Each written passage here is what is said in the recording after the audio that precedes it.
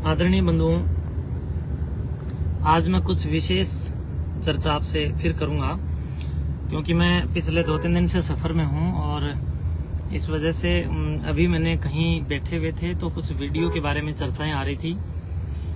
कुछ बहुत ही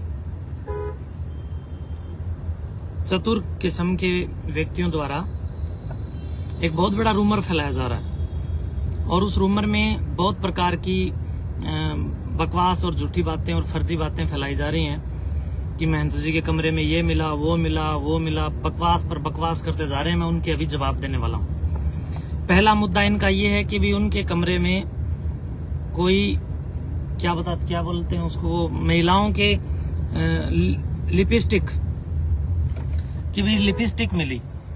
तो इन बेईमान बुद्धि के लोगों से मैं कहना चाहता हूं कि अगर मेरे कमरे में लिपस्टिक मिली है तो उस लिपस्टिक के ऊपर फिंगरप्रिंट किसके हैं? क्यों झूठ पर झूठ उड़ा रहे हो? माता भवानी के मंदिर में जब माता का श्रृंगार वहां पर भक्तजन चढ़ाते हैं, ये पुरानी परंपरा है, लोक परंपरा है, और लोग अपने आप इस प्रकार का कार्य करते हैं। लोग वहां पर बिमला माता के मंदिर में माता के श्रृंगार की सामग्रियां चढ़ाते हैं, उसके कट्टे वहां पर भरे हुए हैं। तो उन कट्टों में से कुछ श्रृंगार के पैकेट निकाल करके कर्मचारियों के कमरे में ऊपर छत के ऊपर जिसमें कर्मचारी रहते हैं उनके कमरे के अंदर अलमारी में डाल करके मेरा नाम लेकर के लोगों को गुमराह किया जा रहा है। तो ये बेईमानी है, मैं समझता हूँ, और कोई इन लोगों के पास हथियार नहीं है। चारों ओर से बदनाम करने का एक बहुत कहीं न कहीं षड्यंत्र शुरू किया जा रहा है। दूसरा कि महंत जी के कमरे में, पहली बात तो कमरा नहीं, उन्होंने गुफा बोला, तो शुक्रिया आप लोगों ने मेरे कक्ष को गुफा बोला। तो आप लोग याद रखें, गुफा में शेर रहता है, गिद्धड़ों के बस की बात नहीं है गुफा में रहना। तो इसलिए आप लोगों को एक शेर का कमरा अगर गुफा दिखता है तो इसका मतलब आपकी नजर में रहने वाला बंदा फिर क्या है, आप लोग विचार करें। तीसरा प्रश्न, आपने कहा कि महंत जी के निवास कक्ष में सिगरेट मिली। तो प्रिय बंधुओं, आप इस बात को गौर कीजिए। एक तरफ तो ये लोग कह रहे हैं कि महंत जी के लिप्स जो हैं वो लाल रहते हैं, यानी इस प्रकार की गिरावट इन लोगों में है। एक तरफ तो कहते हैं कि महाराज जी के होठ लाल हैं, वो लाली लगाते हैं। दूसरी तरफ कहते हैं महंत जी सिगरेट पीते हैं, किसी भी सिगरेट पीने वाले का मुंह देखना, उसके होठ बिल्कुल काले हो जाते हैं। शर्म नहीं आती इन लोगों को इस प्रकार की झूठी बेबुनियादी बात करते हुए। दूसरी बात, ये लोग कहते हैं कि महंत जी सिगरेट पीते थे। तो जो सिगरेट पी हुई, जो पीछे का सलाइवा उन लोगों को जो ये वहां पर मिलने का जो ये दावा कर रहे हैं, वो सलाइवा अभी तक इन्हीं लोगों के पास है। मैं सुकराईनाथ योगी लाइव मेरे इस पूरे महंत सुकराईनाथ योगी पेज पर इस बात का दावा करता हूं कि मैं डीएनए टेस्ट के लिए बिल्कुल खुल करके सामने हूं। आप बताइए कब कहां आना है, मैं डीएनए टेस्ट करवाने के लिए राजी हूं। आपके पास जो सलाइवा है, उस सलाइवा के ऊपर आपको प्रिंट, या जिसने भी मुंह में उसको लगाया होगा, तो उसके अंदर कहीं न कहीं एक बहुत शानदार साइंस के इस युग में कोई भी व्यक्ति इस प्रकार की बेईमानी को छुपा नहीं सकता है। तो बंधुओं, जो सिगरेट मेरे कक्ष में इन लोगों ने डाल करके अपनी पीवी जूठन को, अपनी गंदगी को, मेरा नाम लेकर के जो ये दुष्प्रचार कर दिया गया है, मैं ऐसे लोगों को कहना चाहूंगा कि दुष्प्रचार कर रहे हो तो साइंस के युग को भी आप याद कीजिए। आज साइंस का युग है, आप झुठला नहीं सकते। आप लोगों के पास सलाइवा है और मेरा आप जो भी लेना चाहें, ब्लड सैंपल लेना चाहें या मेरे शरीर में से जिस भी अंग की, बाल से लेकर के आपको नाखून तक की जहां भी डीएनए टेस्ट के लिए जरूरत पड़ेगी, मैं देने के लिए तैयार हूं। आपके पास सलाइवा है और आप लोग उसका डीएनए टेस्ट कराइए। और मैं सरकार से भी कहना चाहता हूं, इस प्रकार के रूमर पर लगाम लगाने के लिए, इन सिगरेट के जो इन लोगों ने झूठे कसीदे पढ़ने का जो काम किया है, इन लोगों को कहीं न कहीं मेरा डीएनए टेस्ट करवा करके और मेरे फेफड़ों का टेस्ट करवा करके और उस सिगरेट के सलाइवा का टेस्ट करवा करके ये जवाब देना चाहिए कि क्या किसी भी व्यक्ति के व्यक्तित्व को बर्बाद और खराब करने के लिए, उसके प्रति रूमर चलाने के लिए जो इस प्रकार के ढकोंसले जो किए जा रहे हैं, वो कहां तक ठीक है। दूसरी बात, मैं खुद इसका मेडिकल रिपोर्ट मैं खुद जांच कराऊंगा और वो रिपोर्ट भी मैं सार्वजनिक करूंगा और झूठ पर झूठ बोल करके जो समाज के अंदर एक गंदगी फैलाने का जो काम किया जा रहा है, ये वास्तव में अपने आप में एक बहुत ही गिरती हुई गरिमा का प्रतीक है कि ऐसे लोग इतने, मुझे गिराने में लोग इतने गिर गए कि उनको खुद की गिरावट का भी ख्याल नहीं रहा। अच्छे काम करने लगो तो इस समाज के सामने आप दुश्मन बन जाओगे। समाज के कुछ लोग, कुछ तत्व आपको दुश्मन बनाएंगे आपके साथ दुश्मनी करेंगे। तो हमने अच्छे काम किए तो इसलिए लोग मेरे खिलाफ खड़े हो गए, सड़कों पे उतर गए। लोगों को, आम जनता को मालूम नहीं था, तो कुछ 2-4 लोगों ने बहुत बेईमानी के साथ समाज को गुमराह करके सड़कों पे उतारा गया। आम जनता जनार्दन को गुमराह किया गया, भ्रमित किया गया और भ्रमित करके अपना उल्लू सीधा करने के लिए काम किया गया। मेरे पास हजारों हजार फोन आ रहे हैं कि आपने त्याग पत्र क्यों दिया। प्रिय बंधुओं, मेरे सामने 2 ही विकल्प थे। या तो मैं ये खून खराबा देखूं, क्योंकि आपस में लोग भिड़ रहे थे, ये लोग उनके ऊपर व्यक्तिगत उग्र टिप्पणियां कर रहे थे। तो जो मेरे समर्थक थे वो, और कुछ जो 10-20% ये लोग मेरे जो खिलाफ थे, ये आपस में दंगे की और खून खराबे की संभावना को जब मैंने भांपा, जब मैंने महसूस किया, तो मैंने विचार किया कि मुझे मेरी नाथ संप्रदाय के सामने ये सारा प्रकरण रखना चाहिए। और नाथ संप्रदाय के सामने मैंने रखा भी, और त्याग पत्र मैंने 3 दिन पहले ही दे दिया था, लेकिन वो मंजूर 3 दिन बाद हुआ। और नाथ संप्रदाय के पूज्य संतों, परम पूज्य आदरणीय गुरु, हमारे जो पीर महोदय हैं, हमारे जो मानधारी हैं, हमारे जो जमात के महंत हैं, उन सब के सामने मैं बार बार इस बात को बता रहा था कि इस प्रकार की चालाकियां वहां पर वो लोग कर रहे हैं जिन्होंने मठ की जमीन को अवैध रूप से कहीं न कहीं घेर रखा था। अवैध रूप से जमीनों पर जिनके कब्जे थे, सुखराई नाथ ने उनके पिछवाड़े पर कानूनी डंडा चलवा करके कहीं न कहीं उस जमीन को इन लोगों के कब्जों और अवैध कब्जों से मुक्त करवा करके मठ को सुपुर्द कर दिया। और इस प्रकार के नकारात्मक लोगों के मुंह लगना मेरा काम नहीं है। तो जब ये खून खराबे का माहौल मैंने महसूस किया, तब मैंने विचार किया कि क्यों ना मैं त्याग पत्र दे दूं ताकि एक पक्ष शांत हो जाए। तो मेरे वाले पक्ष को मैंने बहुत हाथ जोड़ करके, चाहे मुझे कैसे भी शांत करना पड़ा हो, मैंने अपने पक्ष को शांत किया है। मैं मानता हूं कि मुझे ऐसा नहीं करना चाहिए था, लेकिन खून खराबे से बचने के लिए और समाज के अंदर एक बहुत क्रंदन पैदा ना हो इसलिए, और कोई आपस में जन हानि ना हो, इसलिए मैंने अपने आप को इस पद का त्याग करते हुए अपने आप को दूर कर लिया।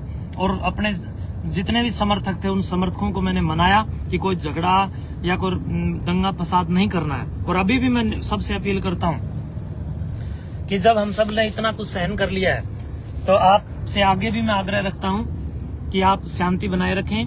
दादा काला पीर जी महाराज, गुरु गोरक्षनाथ जी महाराज और सिद्धों की कृपा से सब कुशल मंगल होगा और सब बिल्कुल ठीक हो जाएगा। ये जो रूमर इन लोगों ने फैलाए हैं, ये केवल और केवल झूठी अपवाद और बकवास है। इन लोगों को अभी लेबोरेटरी टेस्ट और कहीं न कहीं DNA टेस्ट करवाना चाहिए। ये क्यों इस प्रकार की फालतू बातें करके समाज के अंदर गंदगी फैलाने का काम कर रहे हैं। तो मैं चुप हूं, इसका मतलब ये नहीं है, मैं चुप हूं इसका मतलब ये नहीं है कि मैं इन लोगों से किसी तरह दबा हुआ हूं, लेकिन मैं समाज को एक बहुत बड़े खून खराबे से बचाने के लिए चुप बैठा हूं। और इसलिए 3 महीने भी मैं लड़ता रहा, खूब मैं 3 महीने लड़ता रहा। जब तक मैं लड़ा, जब तक ये लोग मेरे से लड़ते रहे, लेकिन उस दिन मैं हार गया। अर्थात उस दिन मैं हिम्मत मेरी टूटी जिस दिन ये आपस में लड़ने लग गए। मैं आपस में किसी भी प्रकार की सामाजिक क्रंदन की इस कहीं न कहीं संकुचित मानसिकता को नहीं देख पाया। मैंने विचार किया कि जो लोग विरोध में खड़े, वो लोग मेरे साथ लगे हुए बेचारे सभ्य और शरीफ और सज्जन लोगों को कहीं न कहीं उकसा रहे हैं और आपस में लड़ रहे हैं। और उनके द्वारा जब दंगा किया जाएगा तो उसमें भी मेरा नाम होगा, बदनाम मुझे किया जाएगा, खून खराबा ये लोग करेंगे। इन लोगों ने जब भी ये कोई इस प्रकार का काम होता है, तब ये लोग कहीं न कहीं खुद बच जाते हैं और आम जनता को उसमें फंसा देते हैं। तो बहुत कुछ सोच समझ करके मैंने त्याग पत्र दिया है। और अब मेरे आने के बाद, जब तक मैं 3 दिन वहीं था त्याग पत्र के बाद, तो इन लोगों की हिम्मत नहीं हुई कि वहां मठ में आ जाएं। जब मैं बाहर चला गया तो पीछे से इस प्रकार की गंदी हरकतें कर रहे हैं। बार बार मैं इन लोगों को कह रहा हूं कि बाज आ जाओ, फालतू बात मत करो। मैंने बिल्कुल ग्राम को और पूरे भाईचारे को बनाए रखने के लिए मैंने अपना त्याग पत्र दिया है। और त्याग पत्र का ये लोग कहीं न कहीं अपने ऊपर ले रहे हैं। नाथ संप्रदाय हमारी नाथ संप्रदाय के सामने चाहे हम त्याग पत्र दे, मेरी नाथ संप्रदाय चाहे मुझे जो सजा दे, मैं मुझे लेना चाहिए। लेकिन ये लोग कौन होते हैं जो 2 4 5 तत्व खड़े होकर के बकवास कर रहे हैं? इन लोगों की कोई किसी भी प्रकार की मैं नहीं समझता कि आवश्यकता है। और एक मुद्दा इनका सिगरेट का था, जिसकी सलाइवा को ये लोग चेक कराएं डीएनए टेस्ट के लिए।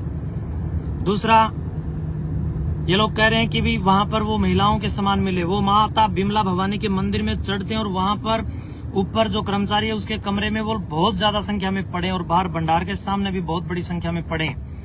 वहां से उठा करके उन कट्टों से 2 4 अलमारी के अंदर डाल करके वो जो श्रृंगार का सामान है माता का वो डाल करके, और ये लोग मुझे बदनाम करने का काम कर रहे हैं। एक तरफ तो ये लोग कह रहे हैं सुखराईनाथ बहुत आलीशान ढंग से रहता था।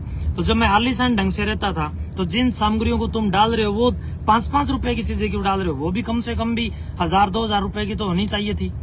अरे कम से कम कोई ब्रांडेड चीज डालते ताकि आपका इल्जाम कहीं न कहीं सत्य साबित हो जाता। एक तरफ कहते हो कि मठ के अंदर कुछ आटा भी नहीं रखा, आटा भी वहां नहीं रखा। अरे मेरे पास इतने 200, 300 लोग रोज भोजन करते थे वहां। वो लोग फिर वहां भोजन कैसे करते थे अगर मैं वहां से सब कुछ ले गया? जिस दिन मैं आया हूं उससे पहले दिन भी वहां पर कितने ही लोगों ने भोजन किया है। और इसके साथ साथ लोग कहते हैं कि गेहूं नहीं है। गेहूं वाला 1 नंबर कमरा जाकर के देखो, गेहूं से बिल्कुल भरा हुआ है। टंकियां गेहूं की भरी हुई है। बर्तन कमरों को ऊपर जाकर के देखो, कमरे भरे हुए। तो ये सब फालतू बात कर रहे हैं और समाज को गुमराह कर रहे हैं। समाज को गुमराह नहीं होना चाहिए। और कुछ नशेड़ी तत्व हैं जो मेरे खिलाफ पड़े थे, और इन नशेड़ियों के द्वारा, कुछ नशेड़ी हैं ये लोग, ज्यादा नहीं है, और इन लोगों ने समाज को गुमराह करना और लोगों को कहीं न कहीं बहकाना और घुमा फिरा करके उनको लोगों को उकसाना इन लोगों को अच्छी तरह आता है। मैं समझता हूँ इस प्रकार की जो एक कौशल क्षमता है वो मेरे अंदर नहीं है कि मैं लोगों को गुमराह करूं। और लोग मेरे ऊपर इल्जाम लगा रहे हैं कि महंत जी खिड़की में से गई। तो सोचिए, मैं अगर खिड़की में से गया हूं तो क्या मेरी गाड़ी भी खिड़की में से गई है? क्यों झूठ पर झूठ बोल रहे हो? कहीं तो तुम लोग मैं तो आप लोगों से अपील करता हूं जो लोग मेरे ऊपर इल्जाम लगा रहे हैं कि कहीं किसी गंदे तालाब में भी डूबकर मत मरना, क्योंकि अगर गंदे तालाब में भी अगर आप लोग डूबे तो वहां का गंदा पानी भी और ज्यादा शर्मिंदा हो जाएगा, और ज्यादा गंदा हो जाएगा। तो इसलिए समाज को चाहिए कि आप देख सकते हैं मैं वहां से बिल्कुल एकदम मेरे पुस्तकों के सिवाय और एक डीवीआर जिसके अंदर हमारा पिछले 1-1.5-2 महीने का जो भी उसके अंदर एक क्षमता के अनुसार रिकॉर्ड होता है वो तो मुझे रखना ही पड़ेगा, वरना ये लोग पता नहीं कल को क्या कारिस्तानी करके क्या इल्जाम लगा दें, ताकि पिछले 1.5-2 महीने मेरे से कौन कौन मिला मेरे पास उसका सबूत हो। तो वो मेरे पास है, सुरक्षित है, इसमें किसी का क्या है, मेरा अपना रिकॉर्ड है वो। और ये लोग जो इल्जाम लगा रहे हैं कि रात को 1 बजे गए, 1:30 बजे गए, 12 बजे का ट्रक ढोलिए, इन झूठे लोगों ने मठ के मुख्य द्वार पर एक बहुत बड़े बड़े कैमरे लगा रखे हैं। तो इन लोगों से ये प्रश्न आप लोगों को पूछने चाहिए कि अगर मठ की तरफ से रात को अगर 1 बजे या 1:30 बजे या 12 बजे कोई ट्रक सामान से भर करके निकला है तो उसी तत्कालीन समय की रात के समय की आपके कैमरे में, जिसका डीवीआर भी आप लोगों के पास है, जिसका एक्सेस आप लोगों के पास है, उसके डीवीआर में जो वीडियो बनी है उस वीडियो में ट्रक का नंबर या ट्रक भी तो दिखाई दे रहा होगा। तो ये सब फालतू बात कर रहे हैं। सीसीटीवी कैमरे का एक्सेस इन लोगों के पास है। बाहर जो मेन गेट से जहां से सभी का घुसना और निकलना, प्रवेश करना और बाहर निकलने का जो रास्ता है वहां पर सीसीटीवी इन लोगों के लगे हुए। तो ये सब फालतू और फर्जी बात करते हैं। मैं सुबह 4 और 4:15 बजे के आसपास में वहां से इसलिए निकला था कि भाई मुझे एक लंबे यात्रा में जाना था, और बहुत सारे जो मेरे सेवक श्रद्धालु हैं, शुभ चिंतक हैं, उनको मैं फोन किया। उन सब लोगों को फोन करके मैं वहां से निकला हूँ। मैं कोई किसी भी प्रकार से, अगर मैं चोर होता तो मैं वहां पर 2-3 दिन क्यों रुकता? मैं इसीलिए 2-3 दिन रुका ताकि जो मेरे फॉलोवर हैं उनको मैं शांत कर सकूं। मैंने सबको शांत किया, और शांत करने के बाद उन सब की रजा और रजामंदी से मैं बाहर आया हूं। और जब आया हूं, जब प्रशासन की नजर में आया हूं, तो कहने का मतलब ये सब कहीं न कहीं बहुत बड़ा रूमर फैला रहे हैं और घटिया किस्म की बातें करके लोगों को गुमराह कर रहे हैं। मैं जो है आप सबके माध्यम से भी यही कहना चाहूंगा, इस मेरे पेज के माध्यम से आप सबको यही कहना चाहूंगा कि गुमराह ना हो। और मेरी जो मुहिम है, जो नशा मुक्ति की अभियान चलाते हुए जो हमारी मुहिम थी, या जो अन्य अन्य जितनी भी हमारी मुहिम थी वो चलती रहेंगी। हम लोग भविष्य में बहुत बड़े लेवल पे काम करेंगे और आने वाले समय के अंदर भी हम लोग सामाजिक सदाचार के लिए और समरसता के लिए काम करेंगे। और जिन लोगों को हमसे जलना है वो जलते रहें और हमारा जो कार्यक्रम या हमारा जो कार्य है वो हम करते रहेंगे। जिसको जलना है जलिए और जिसको उछलना है उछलिए, जिसको कूदना है कूदिए और जिसको कुशल मंगल समाज के भले में सहयोग करना है वो अपने अपने क्षेत्रों में, अपने अपने नजदीकी मंडल में आप लोग काम कीजिए, एक टीम बनाकर काम कीजिए और नशा को जड़मूल से नष्ट करने के लिए काम करें। तो इन्हीं शब्दों के साथ 3 ही मुद्दे थे ना, एक मुद्दा सिगरेट का, दूसरा मुद्दा लिपस्टिक का और तीसरा मुद्दा हाँ खिड़की का। तो ये सारे मुद्दों पर मैंने जवाब दे दिए हैं। और कुछ लोग कह रहे हैं कि गाड़ी ये वो, गाड़ी मेरी अपनी गाड़ी है, मेरे को एक शिष्य ने उपहार में दी थी। ये भेंट मेरे को व्यक्तिगत रूप से महंत सुखराई नाथ को ये गाड़ी भेंट की हुई है और ये गाड़ी जिन्होंने दी अभी तक उन लोगों के ही नाम है। मेरा तो मेरे पास कुछ नहीं है, सब कुछ समाज का दिया हुआ है। और ये जो गाड़ी है जिन लोगों ने मुझे दी, मैंने उन लोगों से चर्चा की तो उन लोगों ने कहा ना जी हमने आपको दी थी व्यक्तिगत रूप से। और उन लोगों ने जब गाड़ी मुझे दी और उन लोगों के नाम में अगले खुद ही मेरी गाड़ी की किस्त भर रहे हैं, मेरा इस गाड़ी से मेरा कोई लेना देना नहीं है। बहुत बहुत शुभकामनाएं। बाकी लोग वहां पर सारा सामान भरा हुआ है, पूरे मठ को मैं भरा पूरा छोड़ करके आया हूँ। अब कारिस्तानी कोई कुछ करे तो कर सकता है। धन्यवाद।